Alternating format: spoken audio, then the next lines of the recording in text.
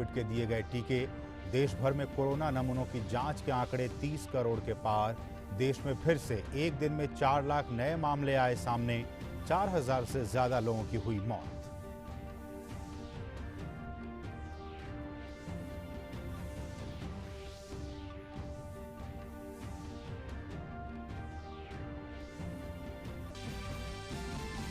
देश में जीवन रक्षक दवाओं और चिकित्सा उपकरणों का सहायता के रूप में आना जारी। कतर से 40 मीट्रिक टन ऑक्सीजन लेकर नौसेना का पोत तरकश हुआ रवाना।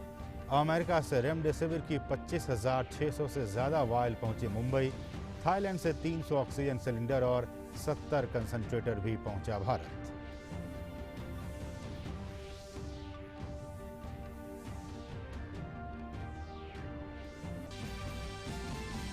कोरोना महामारी के प्रसार को रोकने के लिए राज्यों के प्रयास जारी। केरल ने आज से 9 दिनों का राज्यव्यापी लॉकडाउन लगाया। तमिलनाडु और कर्नाटक में भी 10 मई से 2 हफ्ते के लॉकडाउन की घोषणा।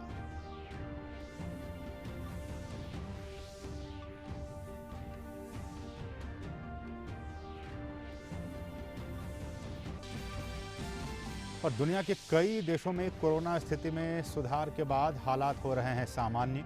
ब्रिटेन 17 मई से अंतर्राष्ट्रीय उड़ानों को फिर से करेगा बहाल। यूनान में फिर से खुलेंगे समुद्री तट और संग्रहालय। मैक्सिको में ओपन एयर कंसर्ट और खेल प्रतिस्पर्धाएं फिर होंगी शुरू।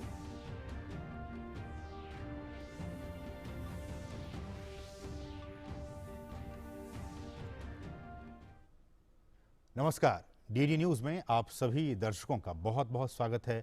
मैं हूं असीम मिश्रा और इस उम्मीद के साथ कि आप सभी स्वस्थ होंगे, आप खुश होंगे और जो कोरोना प्रोटोकॉल है, कोविड प्रोटोकॉल है, उसका आप पालन कर रहे होंगे। इसी उम्मीद के साथ इस बुलेटिन की शुरुआत करते हैं। प्रधानमंत्री नरेंद्र मोदी आज सभी 27 यूरोपीय संघ के सदस्यों और राष्ट्राध्यक्षों के साथ एक बैठक में हिस्सा लेंगे। ये सभी नेता कोरोना महामारी से जुड़ी स्वास्थ्य सेवाओं के सहयोग पर विचारों का आदान प्रदान करेंगे। यूरोपीय परिषद के अध्यक्ष चार्ल्स मिशेल के निमंत्रण पर पीएम मोदी आज एक विशेष आमंत्रित के रूप में यूरोपीय परिषद की बैठक में हिस्सा लेंगे। भारत यूरोपीय संघ के नेताओं की बैठक पुर्तगाल के प्रधानमंत्री एंटोनियो कोस्टा द्वारा आयोजित की गई है। पुर्तगाल वर्तमान में यूरोपीय संघ परिषद की अध्यक्षता कर रहा है।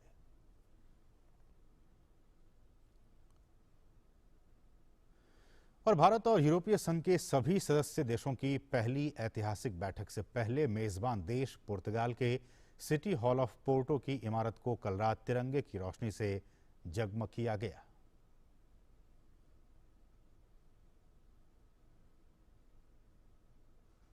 और यूरोपीय संघ और भारत के बीच आज एक अहम बैठक होने जा रही है। इस बैठक को लेकर प्रधानमंत्री नरेंद्र मोदी और पुर्तगाल के प्रधानमंत्री एंटोनियो कोस्टा ने एक लेख लिखा है, जिसमें दोनों नेताओं ने भारत और यूरोपीय संघ के बीच के संबंधों को लेकर विचार व्यक्त किए हैं। इस बैठक को भू राजनीतिक रूप से बेहद ही महत्वपूर्ण करार देते हुए दोनों नेताओं ने उम्मीद जताई है कि दुनिया की 2 बड़ी लोकतांत्रिक ताकतों के बीच आपसी साझेदारी और भी मजबूत होगी, जिसका सकारात्मक असर अंतर्राष्ट्रीय व्यापार और निवेश पर भी देखने को मिलेगा। दोनों नेताओं ने उम्मीद जताई है कि इस बैठक से यूरोपीय संघ और इंडो पैसिफिक क्षेत्र के बीच संबंधों के बीच संतुलन बनाने में काफी मदद मिलेगी।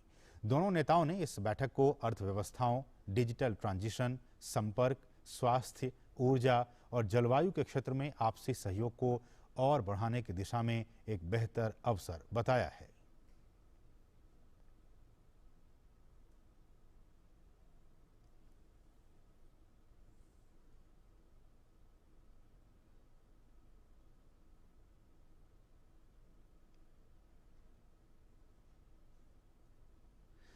और मध्य प्रदेश के मुख्यमंत्री शिवराज सिंह चौहान ने आज प्रधानमंत्री नरेंद्र मोदी के साथ फोन पर चर्चा कर उन्हें मध्य प्रदेश में कोरोना की वर्तमान स्थिति से अवगत कराया। उन्होंने ट्वीट कर ये जानकारी दी कि आज प्रधानमंत्री नरेंद्र मोदी से फोन पर चर्चा कर उन्हें मध्य प्रदेश में कोविड-19 की वर्तमान स्थिति से अवगत कराया और लगातार घट रहे पॉजिटिविटी रेट और तेजी से बढ़ रहे रिकवरी रेट की जानकारी दी। उनसे मैंने प्रदेश सरकार द्वारा किए गए अभिनव प्रयासों को भी साझा किया।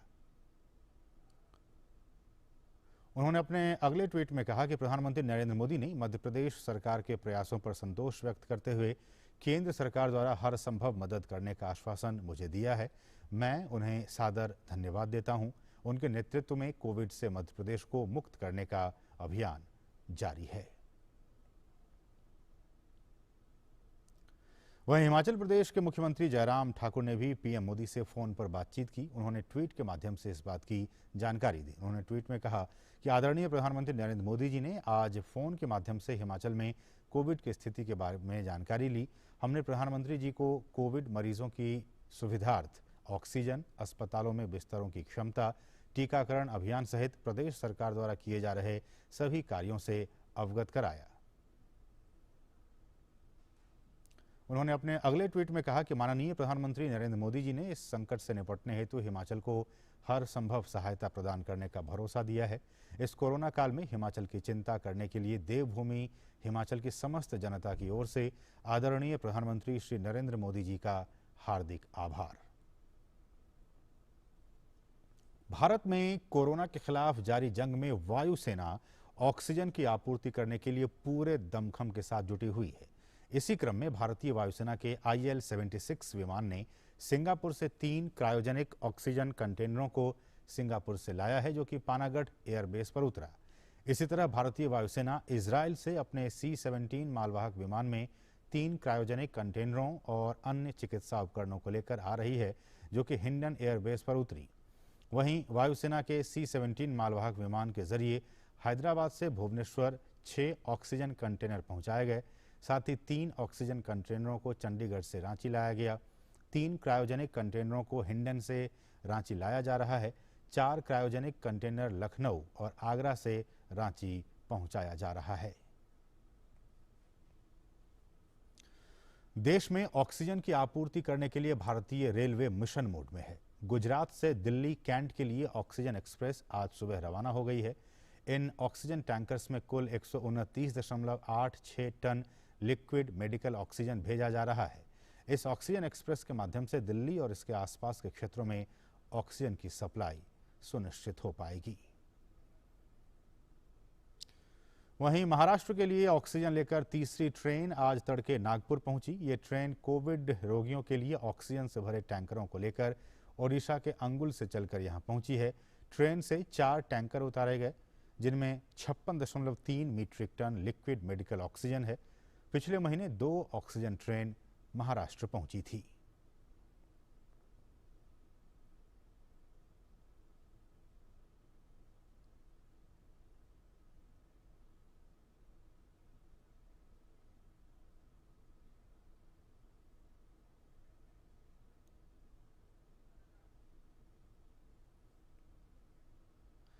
देश में कोरोना महामारी के खिलाफ सरकार के प्रयासों की जानकारी देते हुए रक्षा मंत्री राजनाथ सिंह ने डीडी न्यूज के साथ खास बातचीत में कहा है कि देश में ऑक्सीजन की आपूर्ति में कोई कमी नहीं है।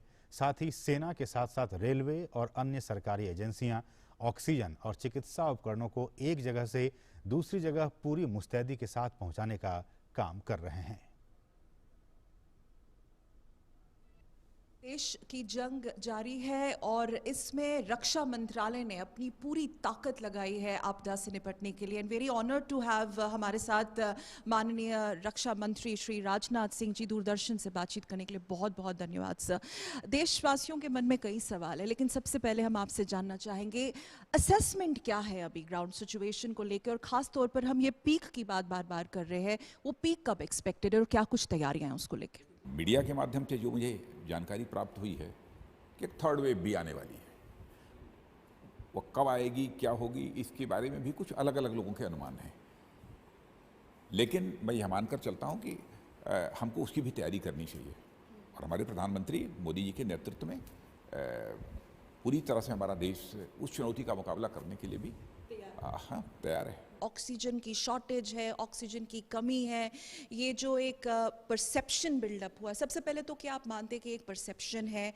क्या आप दूरदर्शन के माध्यम से देश को कुछ बताना चाहेंगे? ऑक्सीजन की कमी है, नहीं है, लॉजिस्टिक्स में प्रॉब्लम है, जो ये इमरजेंसी जैसी सिचुएशन आई ऑक्सीजन खास देखिए कुछ लॉजिस्टिक्स के प्रॉब्लम थोड़ी आई थी, क्योंकि जैसा मैंने कहा ना कि एकाएक बढ़ जाने के कारण, लेकिन बहुत सारे कंटेनर्स की आवश्यकता होती है।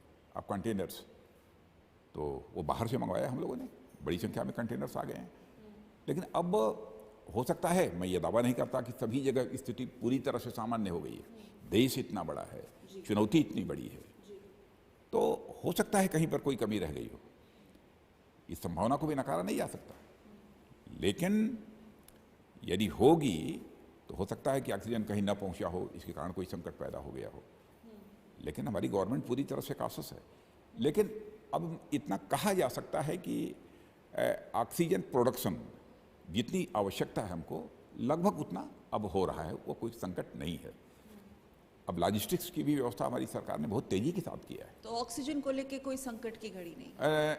मैंने कहा ऑक्सीजन की कमी को लेकर, हाँ, कमी के लेकर मैंने बात कही। जहाँ तक मेरी जानकारी है अब उतना संकट नहीं है। लेकिन मैं समझता हूँ यह समय जो है आलोचना प्रत्यालोचना का नहीं है। यह समय एक ऐसा है कि सारे देश को एकजुट होकर, सारी राजनीतिक पार्टियों को एकजुट होकर इस कोविड महामारी का मुकाबला करना चाहिए। खासतौर पर यह पूरी मानवता की समक्ष संकट है, पूरी मानवता के लिए चुनौती है, और इस चुनौती पर हम विजय प्राप्त करेंगे, मैं पूरी तरह से आश्वस्त हूँ।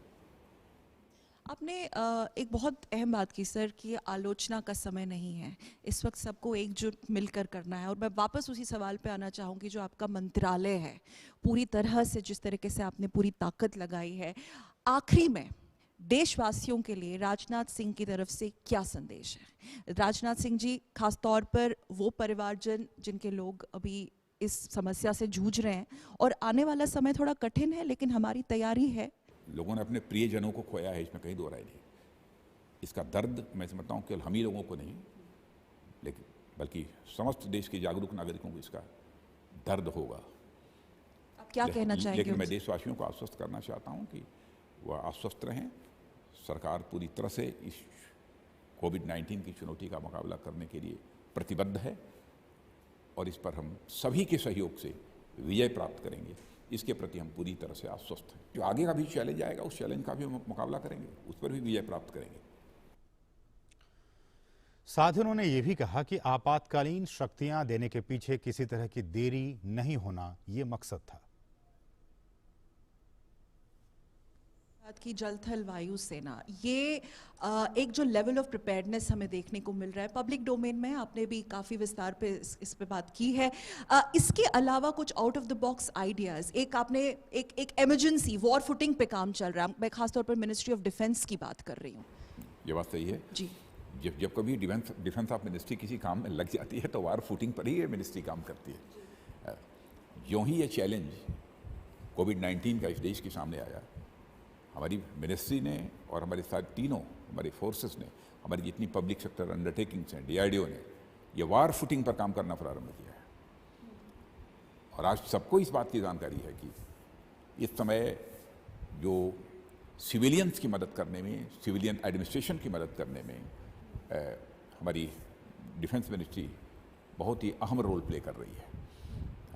हमारी तीनों फोर्सेस भी लगी हुई हैं, हमारी एयरफोर्स, नेवी, आर्मी, तीनों फोर्सेस भी बहुत ही इम्पॉर्टेंट रोल इसमें प्ले कर रही हैं। क्योंकि आपने देखा होगा कि दुनिया के दूसरे देशों से जो हमको कंटेनर्स लाने थे, बहुत सारे ऐसे आइटम्स जो लॉजिस्टिक्स से रिलेटेड हैं, उन सबको जो लाना था, उसमें एयरफोर्स ने और हमारी नेवी ने करिश्मेटिक काम किया है। जो पूरा डिफेंस का apparatus है, आपने उनको स्पेशल प्रोविजंस दिए हैं, स्पेशल फाइनेंशियल पावर्स दिए हैं, ताकि कोई भी रुकावट ना हो। इमरजेंसी फाइनेंशियल पावर मैंने दिया है। मैंने कहा कि कोविड-19 के इस चैलेंज को बीट आउट करने के लिए जिस चीज़ की भी आवश्यकता है, उसके लिए मैं आपको इमरजेंसी पावर, फाइनेंशियल पावर ये मैं देता हूँ, ताकि बार बार फाइल हमारे पास आए, उसका हम अप्रूवल करें, तब उसके बाद आगे कार्रवाई, तो कोई रुकावट ना पैदा हो। इस कारण मैंने यही इमरजेंसी पावर लोगों को दे रखी है, और यह काम बहुत पहले ही मैंने कर दिया था। मोदी जी के नेतृत्व में पूरी गवर्नमेंट वो बराबर बहुत ही एक्टिव और इफेक्टिव रोल अपना प्ले करना प्रारंभ कर दिया था।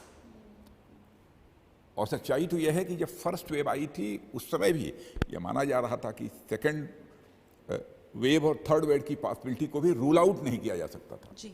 मैंने कोई बिल्कुल दावे के साथ नहीं कह सकता था कि आएगा ही। कुछ लोगों का यह भी कहना था कि कुछ कहा नहीं जा सकता, अनसर्टेनिटी थी। फिर भी हमारी गवर्नमेंट ने उसकी तैयारी कर रखी थी। और देश भर में कोरोना के मामलों में बढ़ोतरी जारी है। कोरोना संक्रमण के ताज़ा आंकड़ों की बात की जाए तो पिछले 24 घंटों में देश भर में कोरोना के 4,01,000 से अधिक नए मामले सामने आए हैं। वहीं पिछले 24 घंटों में 3,18,609 मरीज उपचार करवाकर स्वस्थ भी हो चुके हैं। इस समय देश में सक्रिय मामलों की कुल संख्या 37,23,446 है। बीते 24 घंटों में देश भर में 4,187 मरीजों की मौत हुई है। वहीं मृतकों का कुल आंकड़ा 2,38,270 हो गया है।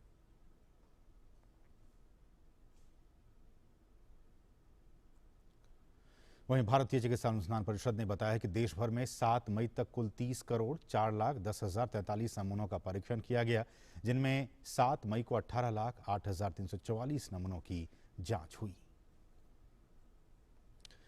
कोरोना वायरस संक्रमण के खिलाफ देश में टीकाकरण अभियान काफी तेजी से चलाया जा रहा है। देश में अब तक 16,73,46,000 से अधिक टीकों की खुराक दी गई है। वहीं पिछले 24 घंटों के दौरान 22,97,000 से अधिक कोरोना का टीका लगाया गया है। केंद्र सरकार ने अब तक राज्यों और केंद्र शासित प्रदेशों को वैक्सीन की लगभग 17,49,00,000 से ज्यादा खुराकें निःशुल्क उपलब्ध करवाई हैं।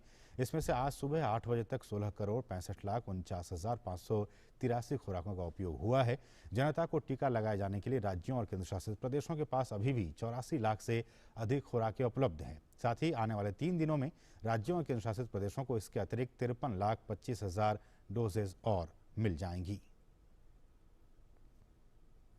कोरोना टीकाकरण के लिए कोविन पोर्टल को अब पहले से ज्यादा सुरक्षित बना दिया गया है। आज से कोविन पोर्टल में एक नया फीचर शुरू कर दिया गया है।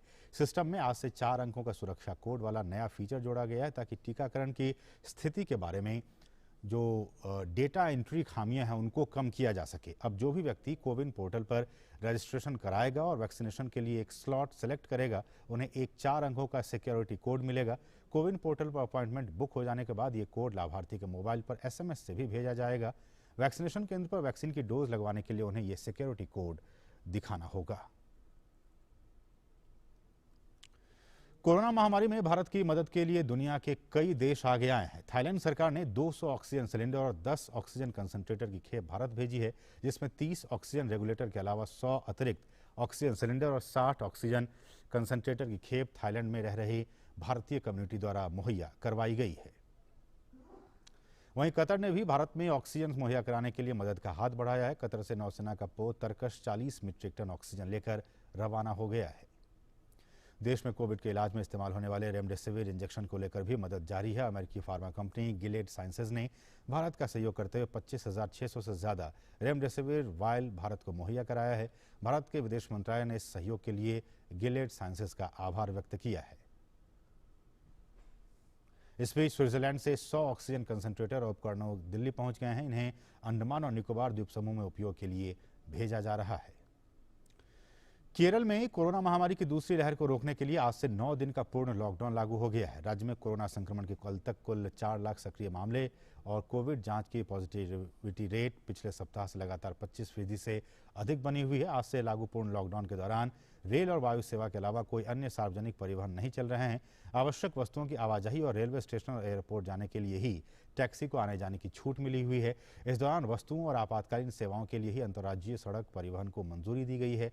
इसके साथ शादी विवाह या अंतिम संस्कार जैसे कामों के लिए केवल 20 लोगों को जाने की अनुमति होगी। राज्य के मुख्यमंत्री पी विजयन ने कहा है कि कोरोना प्रतिबंधों का पालन की निगरानी के लिए 25,000 पुलिसकर्मी तैनात किए गए हैं और साथ ही कोविड को लेकर सोशल मीडिया पर फर्जी संदेश प्रसारित करने वालों के खिलाफ कानूनी कार्रवाई की जाएगी।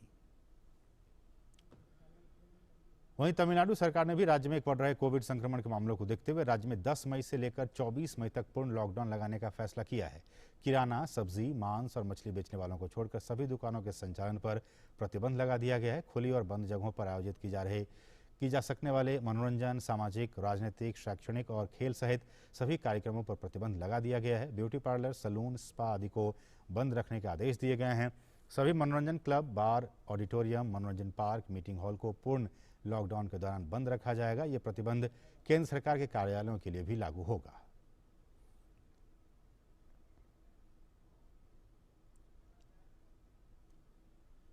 वहीं कर्नाटक के मुख्यमंत्री बीएस येदियुरप्पा ने कोरोना संक्रमण के बढ़ते मामलों को देखते हुए राज्य में 2 हफ्ते के लिए पूर्ण लॉकडाउन की घोषणा कर दी है। पूरे राज्य में 10 मई की सुबह 6 बजे से 24 मई की सुबह 6 बजे तक पूर्ण लॉकडाउन लगाया जाएगा।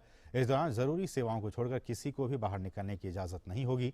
साथ ही इस दौरान किसी सार्वजनिक और निजी बसों के अलावा राज्य के भीतर और राज्य से बाहर यात्रा की अनुमति नहीं होगी। केवल आपात सेवा के लिए यात्रा की मंजूरी होगी। इस दौरान आवश्यक सामानों की आवाजाही और आवश्यक सेवाओं की अनुमति होगी और किराने, दवा, दूध की दुकान प्रतिदिन सुबह 6 बजे से 10 बजे तक खुली रहेंगी। लॉकडाउन के दौरान वायु और रेल सेवा को अनुमति होगी, लेकिन मेट्रो रेल सेवा संचालित नहीं की जाएगी और सड़कों पर केवल आपात स्थिति में लिए गए वाहनों को जाने की अनुमति होगी। शादी विवाह में अधिकतम 50 लोगों को और अंतिम संस्कार में अधिकतम 5 लोगों को जाने की अनुमति होगी। राज्य में एक दिन में कोरोना संक्रमण के 49,000 तक मामले सामने आने के बाद कल शाम हुई बैठक में के बाद पूर्ण लॉकडाउन का फैसला लिया गया। कोरोना वायरस के बढ़ते मामलों के बीच चंडीगढ़ में वीकेंड कर्फ्यू लागू हो गया। वीकेंड कर्फ्यू शनिवार सुबह 5 बजे से लेकर सोमवार सुबह 5 बजे तक जारी रहेगा। इस दौरान कहीं भी लोग एकत्रित नहीं हो सकते। वहीं घरों से बाहर निकलने के लिए मनाही रहेगी। गैर जरूरी सामानों की दुकानों को पूरे दिन बंद रखना होगा। स्कूल, कॉलेज समेत सभी शिक्षण संस्थानों को बंद रखने के आदेश दिए गए हैं। शहर में सिर्फ अनिवार्य सेवाओं को ही मंजूरी होगी। केंद्र सरकार देश के सभी राज्यों को कोविड के खिलाफ चल रही राष्ट्रव्यापी जंग में खुलकर मदद कर रही है। इसी क्रम में देवभूमि हिमाचल प्रदेश में नए ऑक्सीजन प्लांट लगाने सहित सूबे के हमीरपुर संसदीय क्षेत्र में कोरोना से बचाव के लिए क्या कुछ किया जा रहा है, इन सभी विषयों पर हमारे सहयोगी ओपी यादव ने खास बातचीत की केंद्रीय वित्त राज्य मंत्री अनुराग ठाकुर के साथ।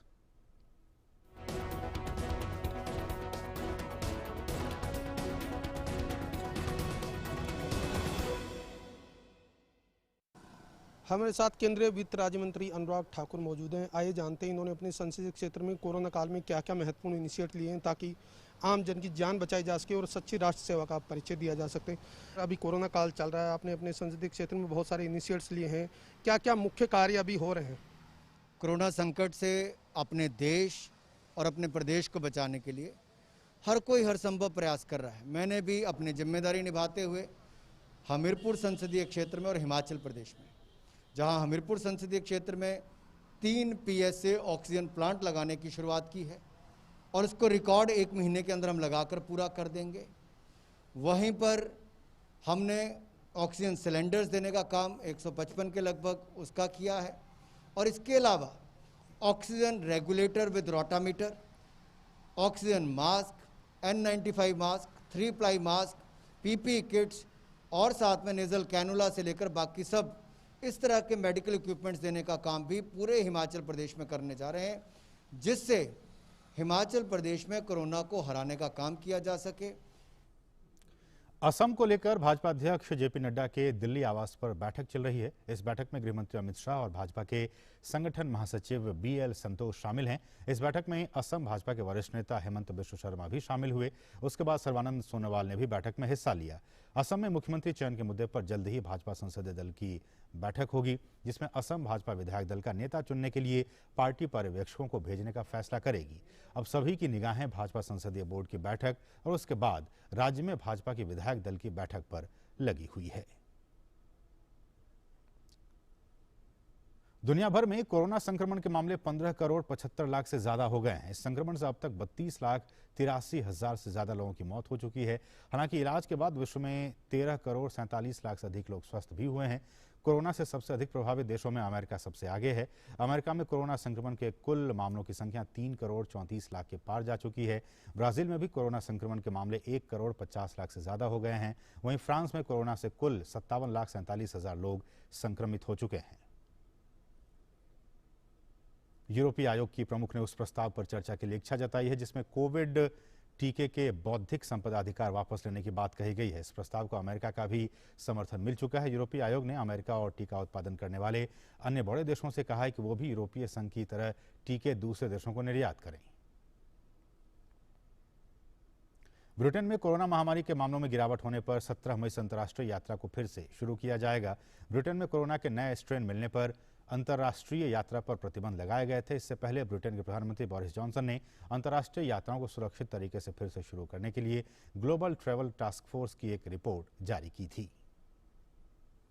बोलीविया और चिली द्विपक्षीय संबंधों का सामान्य करने पर सहमत हो गए हैं। हालांकि इस समझौते में एक समुद्र क्षेत्र में प्रवेश के बोलीविया के विवादित दावे का मामला शामिल नहीं है। दोनों देश एक समिति के गठन पर सहमत हुए हैं जो सीमा पार माल के लाने ले जाने, पर्यावरण, पर्यटन और नशीले पदार्थों पर रोक लगाने जैसे मामलों में सहयोग पर काम करेगी।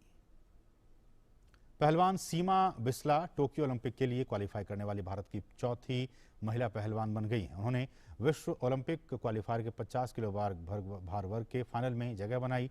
सीमा ने यूरोपीय चैंपियनशिप की कांस्य पदक विजेता पोलैंड की अन्ना को 2-1 से मात दी। अब फाइनल में वे इक्वाडोर की लूसिया येपेज गुज़मैन से भिड़ेंगी। इससे पहले हाल ही में अल्माटी में एशियाई चैंपियनशिप में कांस्य पदक जीतने वाली सीमा ने बेलारूस की खिलाड़ी को अनस्तासिया को 8-0 से हराया था। दरअसल भारत की तरफ से विनेश, अंशु मलिक और सोनम मलिक ओलंपिक के लिए पहले ही क्वालिफाई कर चुकी हैं। तो इस बुलेटिन में फिलहाल इतना ही, लेकिन वही आपसे एक बार फिर से रिक्वेस्ट है, गुजारिश, अनुरोध कि जब भी आप घर से बाहर निकलें मास्क जरूर पहनें, अपने हाथों को नियमित अंतराल पर धोते रहें, 2 गज की दूरी बनाए रखें और कोविड प्रोटोकॉल का आप जरूर पालन करें, तभी आप कोरोना से बचकर रह सकते हैं। तो इस बुलेटिन में फिलहाल इतना ही, हमें दीजिए अनुमति।